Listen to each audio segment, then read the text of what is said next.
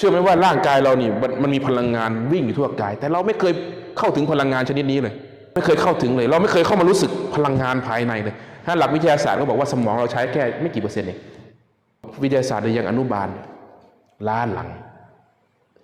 พระพุทธองค์ท่านตั้งแต่สมัยวิทยาศาสตร์ยังไม่ปรากฏเลย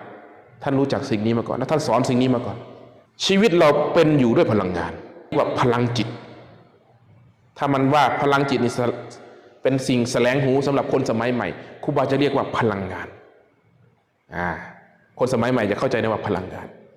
แต่สมัยก่อนเรียกว่าพลังจิตจิตตานุภาพพลังจิตกำลังของจิตหรืออันเดียวกันนั่นแหละกับพลังงานตัวเดียวกันนั่นแหละแต่เราไม่เคยเข้าถึงพลังงานนี้เข้าไม่ถึงขุมพลังงานนี้เพราะเข้าไม่ถึงแก่นแท้ของพลังงานพลังงานชนิดที่แบบกำลังเยอะที่สุดเป็นพลังงานที่บริสุทธิ์เป็นพลังงานที่เยอะที่สุดก็แต่เมื่อจิตเข้าถึงความสงบเท่านั้นสมองจะเข้าถึงคลื่นพลังงานอันบริสุทธิ์เรียกอะไรไม่รู้